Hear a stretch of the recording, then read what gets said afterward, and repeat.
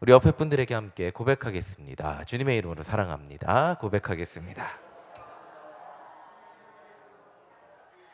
예, 사랑합니다. 한 번 더 하겠습니다. 잘 오셨습니다. 우리 고백하겠습니다.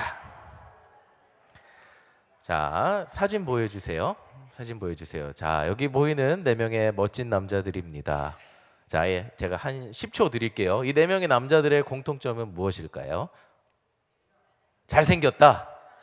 자, 여기 있는 마정훈 목사보다 훨씬 잘생겼죠? 잘생겼다. 예. 자, 공통점은 무엇일까요?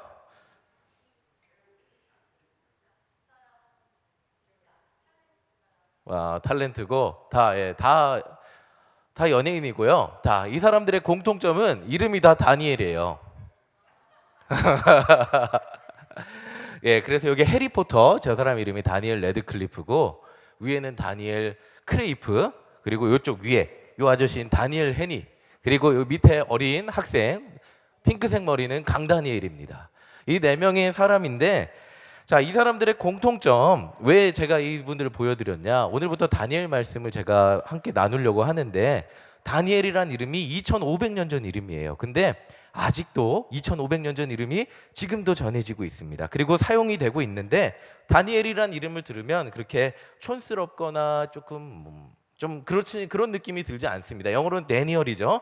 데니얼 하면 더 뭔가 멋있어 보이는데 자, 다니엘이란 이름 아직까지 우리에게 친숙하고 세련된 느낌 전해주고 있습니다. 자, 성경의 힘이라고 할 수 있는데 아무래도 이 성경에 나온 다니엘이란 사람 그 사람은 우리에게 굉장히 익숙하고 어려서부터 많이 들었기 때문에 우리에게 굉장히 익숙합니다. 자, 다 알고 계시죠? 채소만 먹어도 건강했던 다니엘, 꿈을 해석한 다니엘, 그리고 사자굴 속에서도 무사했던 다니엘.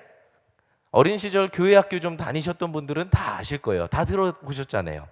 자, 오늘 우리는 이런 다니엘이란 사람을 함께 살펴보려고 합니다. 먼저 다니엘이 살던 시대를 살펴보겠습니다. 자, 그림 보여주세요. 또. 자, 이게 그림인데 작아서 잘 안 보이는데 나라가 망했어요. 나라가 망하고 다니엘이 이제 저 선을 보면 저쪽에 이스라엘이 어디 있는지 아시겠죠? 이스라엘이 있는 부분에서 반대쪽으로 바빌론이 있는 부분으로 포로로 잡혀가게 됐습니다. 자, 나라가 망하면 그 백성이 굉장히 고달프다는 이야기를 합니다. 작은 나라였던 유다가 기원전 587년에 멸망해서 바벨론이라고 써 있는 거 보이실 거예요. 거기로 끌려가게 됩니다. 굉장히 먼 거리인데 글로 끌려가게 됩니다. 자, 포로로 끌려갔다는 의미가 어떤 의미일까요? 다니엘 자신의 인생을 마음대로 어떻게 컨트롤할 수 없었던 상황이라는 것을 의미합니다. 당시 전쟁에서 패전국에 속해 있었다는 것은 패배 이후에 약탈과 폭력 속에서 목숨을 부지하는 것도 쉽지 않았음을 의미합니다. 승전국은 당연하게 패전국을 약탈하고 많은 사람들을 죽이고 포로로 삼았습니다. 이렇게 어지러운 상황 속에서 다니엘은 자신의 목숨은 부지하는 데 성공했어요. 근데 어떻게 됐죠? 포로로 잡혀갔어요. 자, 이 모든 것이 자의가 아닌 타의로 이렇게 됐다는 거예요. 다시 말해서 다니엘은 역사가 막 소용돌이 치고 있습니다. 그 소용돌이 속에서 내 인생의 한치 앞을 볼 수 없는 상황 속에서 살았다는 거예요. 내일 나에게 어떤 일이 일어날지 전혀 예상할지 모르는 그런 삶이 다니엘의 삶이었다는 거예요. 자, 이런 다니엘은 바벨론의 포로로 잡혀와서 살게 됩니다. 아마도 다니엘은 귀족이었던 것 같아요. 그 귀족 중에서도 용모가 뛰어났던 것 같습니다. 아까 나온 4명의 그 사람들만큼 잘생겼던 것 같아요. 그래서 다행히 포로로서 비참한 생활은 면하게 되고 포로 중에 바벨론의 왕을 모실 수 있는 그런 후보생으로 뽑히게 됩니다. 지금으로 치면 미국 대통령 그런 사람들 모시는 그런 사람들이었을 거예요. 자, 그래서 왕궁 생활을 시작하게 됩니다. 3년을 훈련받고 그 후에 이제 테스트를 거쳐서 왕을 모실 사람이 되는 과정인데 자, 이제 다니엘이 이곳에서 인정만 받는다면 유다에서 귀족으로 살던 것보다 훨씬 잘 살 수 있어요. 세계에서 그 당시 가장 강대국이잖아요. 그 강대국에서 왕을 모시는 사람이 된다면 유다 작은 나라에서 귀족으로 살던 것보다 훨씬 잘 살 수 있어요. 자, 다니엘에게는 화가 기회가 되었습니다. 그렇게 다니엘에게는 기회가 되었는데 우리 4절 5절 함께 읽어보겠습니다. 함께 읽겠습니다. 시작. 곧 흠이 없고 용모가 아름다우며 모든 지혜를 통찰하며 지식에 통달하며 학문에 익숙하여 왕궁에 설만한 소년을 데려오게 하였고 그들에게 갈대아 사람의 학문과 언어를 가르치게 하였고 또 왕이 지정하여 그들에게 왕의 음식과 그가 마시는 포도주에서 날마다 쓸 것을 주어 3년을 기르게 하였으니 그 후에 그들은 왕 앞에 서게 될 것이더라. 자, 제가 말씀드린 부분이 다 나와 있는데, 자, 똑똑했던 그리고 잘생겼던 그 유다 사람 다니엘과 다니엘의 세 친구는 바벨론의 학문과 언어를 배우게 되었어요. 그리고 왕이 주는 음식과 포도주를 먹게 되었어요. 포로로서 이 정도 편의를 누리면서 살면 내일 나의 삶에 무엇이 일어날지 모르는 상황에서 이 정도 편의를 누리는 상황이 되었으면 굉장히 다행인 거예요. 굉장히 좋을 수밖에 없습니다. 근데 다니엘은 우리가 다 알고 있는 선택을 하죠. 8절입니다. 함께 읽겠습니다. 시작. 다니엘은 뜻을 정하여 왕의 음식과 그가 마시는 포도주로 자기를 더럽히지 아니하리라 하고 자기를 더럽히지 아니하도록 환관장에게 구하니. 자, 결심을 했어요. 나는 여기서 음식으로 날 더럽히지 않겠다. 자, 아마 여러 가지 이유가 있겠죠. 첫 번째는 레위기 11장에 나온 음식법이 있습니다. 이방 나라인 바벨론에서 주는 그 음식법이 그들의 율법과 맞지 않았을 수도 있고, 그리고 두 번째는 고린도전서 8장 1절입니다. 우리 한 목소리로 읽어보겠습니다. 우상의 재물에 대하여는 우리가 다 지식이 있는 줄을 아나 지식은 교만하게 하며 사랑은 덕을 세우나니. 자, 고린도 교회는 우상의 음식을 먹어도 되냐는 논쟁이 있었죠. 지금도 그림 다시 그림 보여주세요. 다음 그림. 자, 지금도 이런 게 있어요. 코셔랑 할랄이라는 게 몇 번 말씀드렸던 것 같은데 아직도 있어요. 유대의 율법에 맞춰서 도축을 해서 먹게 되는 음식이 코셔고, 할랄은 이슬람의 율법에 맞춰서 도축을 해서 식탁에 올라오는 게 할랄입니다. 지금도 율법에 맞춰서 그 규정에 맞춰서 도축을 해야 돼요. 소를 그렇게 해서 먹을 수 있는 게 코셔랑 할랄 푸드인데, 자, 고린도 교회에도 이런 논쟁이 있었다는 거예요. 바울은 예수 그리스도에 의해 자유롭게 된 사람은 무엇을 먹어도 상관이 없지만 먹는 것이 형제를 낙심시키면 이렇게 우상에게 바친 다른 이방 종교의 율법을 따라 도축을 하거나 우상에게 바쳐진 음식을 우리가 먹는 것은 문제가 돼. 안 먹는 게 차라리 낫다. 형제를 낙심시킨다면 먹지 않는 것이 좋겠다. 이렇게 이야기를 했습니다. 어찌되었건 다니엘은 예수님이 오시기 약 580년 전 이스라엘의 율법에 맞지 않게 이방 신들에게 바쳐졌던 고기를 먹지 않겠다고 결심을 했습니다. 그래서 환관장에게 자신은 고기와 포도주를 먹지 않겠다고 담대히 말합니다. 자, 여기까지는 우리가 자주 들어서 잘 알아요. 근데 누누이 얘기하는 건 남의 얘기는 쉽잖아요. 야, 그렇게 우리가 너무 자주 들었으니까 쉬워 보일 수 있는데 다니엘의 이런 행동과 행동과 결단한 것도 쉬워 보일 수 있는데, 자, 그 상황에서 다니엘은 을 중에 을이었다는 거예요. 주면 먹고 시키면 해야 되는 포로였다는 거예요. 자, 감히 자신이 무엇을 하고 싶다고 환관장에게 구할 입장이 아니었다는 거예요. 자, 제가 처음 군대에 들어가서 일병이 되었습니다. 일병이 되어서 자, 명절에 대대장이 찾아와서 부대원들에게 쫙 이렇게 일렬로 앉혀요. 그리고 이제 제가 처음 봤는데 세상에 1kg에 5,000원 하는 소고기를 가져와서 불고기를 막 시켜 이렇게 해줍니다. 이렇게 쫙 놓고 막걸리를 한 잔씩 따라줍니다. 다 같이 이제 건배 하고 이제 꼴깍꼴깍 원샷을 마셔야 되는데 제가 이제 좀 앞자리에 앉았어요. 그래서 자, 담대히 대대장님께 저는 그리스도인이라 교회를 다녀서 술을 마시지 않습니다. 라고 얘기하려고 그러는데 그 순간 이렇게 우리 부대장, 중대장 눈빛을 딱 마주쳤어요. 근데 제발 하지 마. 제발 하지 마. 이런 눈빛이 막 느껴졌어요. 그리고 우리 부대 저희 분대원 병장, 야, 뭔가 이 분위기를 망칠까 봐 두려워하는 듯한 눈빛을 제가 그때 느꼈습니다. 저는 그리스도인이라서 술을 마시지 않겠습니다. 라고 얘기를 하고 싶은데 온 부대원이 마치 저를 쳐다보면서 저 예수쟁이 자식 저거 또 여기 분위기 망치는 거 아니야? 라는 그 눈빛이 느껴졌어요. 그래서 차마 얘기 못하고 그냥 이렇게 건배! 하고 그냥 이렇게 되고 마시진 않고 내려놓고 옆 사람 이렇게 싹 따라줘서 이렇게 안 마시고 넘어간 적이 있습니다. 자, 그 분위기 속에서, 그 군대에서 그 분위기 속에서도 저는 예수 믿어서 술 마시지 않습니다 말하는 거 굉장히 어려웠습니다. 제가 만약에 말을 했다면 그 대대장하고 그 굉장히 건배해갖고 이렇게 명절에 열심히 잘해보자 하는 그 분위기를 제가 일거에 망쳤을 겁니다. 아마 그럴까봐 우리 중대장도 굉장히 저 자식 말할까봐 두려워하는 눈빛도 보였고 안 하기를 바랬던 거예요. 이런 상황 속에서 말하기도 어려웠는데 다니엘은 어떻겠습니까? 그 을 중에 을이었던 다니엘은 내가 왕이 주는 음식 그걸로 날 더럽히지 않겠습니다. 그렇다면 환관장 무슨 생각했어? 아니 이 자식 대체 뭔데 주는 대로 먹어야지 네가 뭔데 그렇게 나한테 얘기해 라고 생각하기가 쉬웠을 겁니다. 근데 다니엘은 담대히 요청했다는 겁니다. 자, 그래도 다행인 것은 하나님께서 다니엘이 환관장과 사이좋게 하셨다는 거예요. 9절 10절 우리 함께 보겠습니다. 시작. 하나님이 다니엘로 하여금 환관장에게 은혜와 긍휼을 얻게 하신지라. 환관장이 다니엘에게 이르되 내가 내 주 왕을 두려워하노라. 그가 너희 먹을 것과 너희 마실 것을 지정하였거늘 너희의 얼굴이 초췌하여 같은 또래의 소년들만 못한 것을 그가 보게 할 것이 무엇이냐.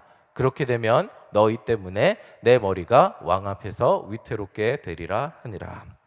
자, 이 환관장이 굉장히 인간적이었습니다. 너 이 자식 먹으려면 먹어야지 뭐 이렇게 말이 많어 라고 했으면 찍소리 못하는데 자기 입장을 이렇게 설명을 해줬어요. 다니엘이랑 친해서 그런지 몰라도 입장을 설명했어요. 야, 너가 안 먹어서 만약에 마르면 내 목이 다 이렇게 돼. 그러니까 먹었으면 좋겠어 라고 이렇게 얘기를 한 거예요.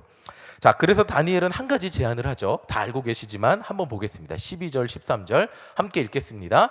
청하오니 당신의 종들을 열흘 동안 시험하여 채식을 주어 먹게 하고 물을 주어 마시게 한 후에 당신 앞에서 우리의 얼굴과 왕의 음식을 먹는 소년들의 얼굴을 비교하여 보아서 당신이 보는 대로 종들에게 행하소서.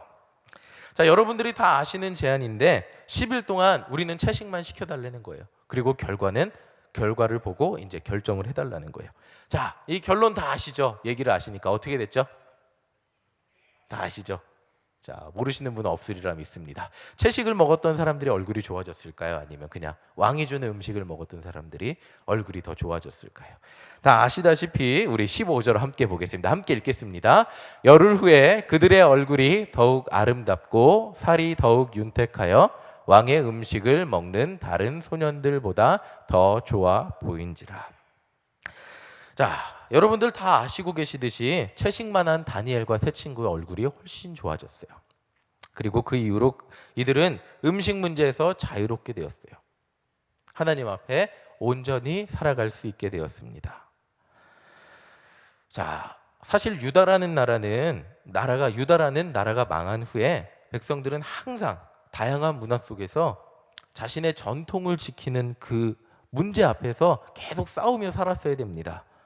포로로 잡혀가서 왕궁의 다니엘과 세 친구는 뭘 배웠다 그러죠? 바벨론의 문화와 언어를 배웠다 그래요. 야, 그 당시 문화는 종교를 빼고 이야기할 수 없어요. 그 종교를 배웠다는 거, 그것은 하나님을 향한 신앙이 흔들릴 수 있게 된다는 거예요. 이들을 집어삼키려고 성난 파도처럼 막 바벨론의 문화가 이들을 다가오는데 그 문화 속에서 자신들의 종교, 하나님을 향한 믿음의 순수함을 지키고 살았어야 된다는 거예요. 자, 이 음식 문제는 하나의 예, 그 중에 하나의 예라는 거예요. 이들이 어떻게 하나님 앞에 신실하게 살려고 노력했는지, 이방 땅에서 포로로 살면서도 나는 하나님의 백성이야 잊지 않고 살려고 얼마나 노력했는지 보여주는 이야기가 바로 이 음식 이야기라는 거예요. 어려움 속에서 잊지 않고 나는 하나님 뜻대로 그 율법대로 살겠습니다. 그리고 그렇게 살려고 노력했을 때 하나님이 어떻게 역사해 주셨는지 설명해 주는 것이 다니엘이라는 겁니다. 1장 얘기, 오늘 음식 얘기라는 거예요. 자, 우리도 세상 문화 속에서 삽니다. 포로는 아니지만 세상 문화 속에서 무엇이 옳은지 그른지, 하나님의 뜻이 무엇인지 구분도 해보고 구별되어 살려고 노력도 해봅니다. 근데 살다 보면 너무나 쉽게 저항하는 것을 포기하고 잘 동화되어 살아가게 됩니다. 아까 제 군대 얘기처럼 적당히 눈치껏 사는 법을 배웁니다. 남들 보기에 큰 무리 없이 교회도 다니면서 세상 사람 살이도 하고 그렇게 됩니다. 자, 그러나 이런 모습이 익숙해진다면 다니엘의 이런 모습은, 다니엘이 이렇게 용감히 을 중에 을, 포로가 담대히 나는 하나님 뜻대로 살았을 때 하나님 뜻을 지키며 살았던 이 다니엘의 얘기는 꿈 같은 얘기, 남의 얘기가 돼버리는 거예요. 우리는 너무 세상에서 유연하고 잘 대처해서 남들과 잘 어울려서 사는 나머지 하나님의 법도 잘 유연하게, 그리고 세상의 법도 잘 유연하게 이렇게 섞여 사는 나머지 하나님의 법을 지키려고 살아가는 다니엘의 모습은 남의 얘기가 되어버린다고 많은 거예요. 자, 솔직히 말씀드리면 세상 속에서 사는 우리들에게 다니엘의 이런 모습을 적용하는 것은 좀 극단적일 수 있습니다. 자, 근데 다니엘에게는 우리가 가지지 못했던 확신이 있었어요. 우리 12절, 13절 다시 한번 보겠습니다. 우리 함께 읽겠습니다. 시작. 청하오니 당신의 종들을 열흘 동안 시험하여 채식을 주어 먹게 하고 물을 주어 마시게 한 후에 당신 앞에서 우리의 얼굴과 왕의 음식을 먹는 소년들의 얼굴을 비교하여 보아서 당신이 보는 대로 종들에게 행하소서 하매, 확신이 있었어요. 나는 하나님 뜻대로 해보겠습니다. 그리고 당신이 비교해 보십시오. 상식은 뭐예요? 고기 먹는 사람이 얼굴빛이 좋아집니다. 채식만 먹으면 당연히 얼굴빛이 헬스케지고 연약해질 수밖에 없었죠. 이것이 상식인데 결과는 정반대였습니다. 자, 우리가 세상 가운데 살아가면서 우리의 환경 속에서 하나님을 담대히 믿기가 어려운 것은 여기에 있습니다. 나는 하나님 뜻대로 살려고 하는데 결과가 보장되지 않으면 어떻게 하죠? 나는 세상 속에서 멍청이가 될 수 없는데 담대히 얘기했는데 그 결과가 내가 아는 세상의 상식과 내가 아는 세상의 결과대로 이루어지기만 한다면 우리는 바보 되면 어떻게 하죠? 나는 세상에서 멍청이가 되긴 싫은데. 우리들이 염려하는 것은 현실적으로 그리고 상식적으로는 맞습니다. 근데 그렇게만 따진다면 우리는 아무것도 하나님의 뜻대로 살기 어려울 수밖에 없습니다. 세상의 상식과 이해 속에서만 하나님의 뜻을 실천하려고 한다면 그것은 하나님의 뜻이 될 수 없고 하나님의 역사가 될 수 없고 세상의 상식이 그대로 이루어지는 수준밖에 안 된다는 것입니다. 우리에게 중요한 것은 그것을 넘어서는 믿음과 결단이 있어야 된다는 겁니다. 비록 우리의 상식과 생각, 세상 사람들이 보편적으로 생각하는 것, 우리가 이렇게 하나님의 뜻을 행했을 때 바보처럼 보이고 결론은 세상의 상식과는 다른 결론이 예상된다고 할지라도 그것이 하나님의 뜻이라면 담대히 행할 때 하나님의 뜻은 이루어진다는 것을 오늘 다니엘서는 우리에게 이야기해주고 있습니다. 자, 더 중요한 것 16절에 나와 있습니다. 우리 함께 읽어보겠습니다. 시작. 그리하여 감독하는 자가 그들에게 지정된 음식과 마실 포도주를 제하고 채식을 주니라. 자, 다니엘과 세 친구가 더 건강해지니까 이제 채식만 먹게 해줬어요. 자, 이 말이 의미하는 거 굉장히 중요합니다. 우리가 세상 가운데 살아갈 때, 그리스도인으로 살아갈 때 중요한 것은 내 그리스도인의 모습을 한 번을 보여줘도, 단 한 번 난 그리스도인입니다 라고 보여줘도 제대로 보여주는 것이 필요하다는 것입니다. 하나님을 믿는 사람이 어떤 사람인지 제대로 보여주는 것이 필요하다는 겁니다. 적당히 이 정도면 참을만해, 나도 그리스도인이니까 이 정도면 참을만했고 이 정도면 하나님 뜻 해볼 만큼 해봤으니까 여기까지입니다 라고 하는 것이 아니라 한 번 하나님 뜻대로 살 때 제대로 살고 제대로 헌신하고 제대로 주님 앞에 무릎 꿇고 세상 가운데 그리스도인의 모습을 보여주는 것이 중요하다는 것입니다. 이 부분이 굉장히 어렵습니다. 근데 이런 모습이 없다면, 적당히 타협하는 모습을 세상 가운데 보여준다면, 자, 제가 군대에 있을 때 이런 얘기를 합니다. 나 교회 권사인데 나도 가끔 분위기에 맞춰 술 한잔 먹어. 넌 뭔데 술 안 먹어? 라고 얘기합니다. 그래서 제가 거기서 그 분위기에 맞춰서 한 잔 먹게 되면 저는 그 세상 분위기에 맞춰서 술 한 잔 먹게 되는 신학생이 되게 됩니다. 한 번을 세상 사람들에게 보여줘도 그런 신학생을 사람들에게 보여주게 된다면 그 사람들은 또 세상 사람들에게 이야기할 겁니다. 신학생도 군대에서는 그냥 분위기 맞춰 먹는데 또 다른 신학생에게 이야기할 겁니다. 너는 뭔데 안 마시니? 한 번을 그리스도인이 한 번을 보여줘도 우리는 이런 그리스도입니다 라는 것을 보여주는 것이 필요하다는 것입니다. 그때 세상 사람들이 우리를 통해서 그리스도인의 모습을 보게 되는 거고 하나님의 역사를 보게 된다는 겁니다. 예수님의 십자가, 예수님 너무나 아프고 두려우셨습니다. 이 잔이 내게서 떠나갔으면 좋을 것 같았습니다. 그래서 십자가에 죽기 전에 몸이 많이 아프고 명색이 하나님의 아들인데 그건 좀 안 되겠어서 적당히 그냥 채찍만 맞고 내가 너를 위해 채찍만 맞았다라고 했다면 지금 우리의 이 구원받은 모습은 여기에 이렇게 일어나지 않았을 겁니다. 한 번 예수님께서 하나님의 뜻을 행하실 때 십자가에 못 박히시고 모든 생명을 다 주시고 죽음에서 구원하고 일어나셔서 우리를 구원하셨을 때 이 세상 모든 사람들이 구원받는 역사가 일어나게 되었다는 겁니다. 이때 그렇다면 우리에게 이런 의문이 일어납니다. 과연 단 한 번 보여주는 것으로 될까? 제가 이 다니엘서를 가지고 확실히 말씀드릴 수 있다면 한 번을 보여줘도 우리가 그리스도인이 누구인지 단 한 번 제대로 보여준다면 하나님의 역사는 우리를 통해 일어나고 세상 사람들이 그리스도인이 참 그리스도인이 누군지 우리를 통해 보게 될 것이라는 겁니다. 자, 오늘 말씀의 결론입니다. 19절 20절 함께 읽겠습니다. 시작. 왕이 그들과 말하여 보매 우리 중에 다니엘과 하나냐와 미사엘과 아사랴와 같은 자가 없으므로 그들을 왕 앞에 서게 하고 왕이 그들에게 모든 일을 묻는 중에 그 지혜와 총명이 온 나라 박수와 술객보다 10배나 나은 줄을 아니라. 자, 결국 이들은 바벨론, 굉장히 넓은 땅, 거기서 가장 지혜로운 사람들이 되었습니다. 자, 이 말씀이 하나님을 믿으면 단순히 여러분들 똑똑해지니까 하나님 믿으세요, 요것을 넘어서는 차원이 있습니다. 하나님을 제대로 믿는 사람은 어느 세상 어느 곳에 가도 빛이 된다는 것입니다. 어느 환경에 가도 빛이 된다는 것입니다. 요셉의 이야기를 봐도 그리고 다른 성경의 이야기를 봐도 하나님을 제대로 믿는 사람은 그 빛이 가려지지 않는다는 겁니다. 마태복음 5장 14절입니다. 우리 함께 읽겠습니다. 너희는 세상의 빛이라. 산 위에 있는 동네가 숨겨지지 못할 것이요. 자, 우리 옆에 분들에게 함께 고백하겠습니다. 당신은 세상의 빛입니다.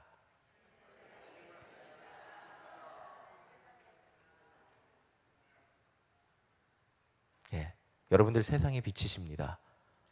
우리가 간절히 소망하는 것은 세상 가운데서 내가 그리스도인이라는 것을 어떻게 잊지 않고 살아가야 될까?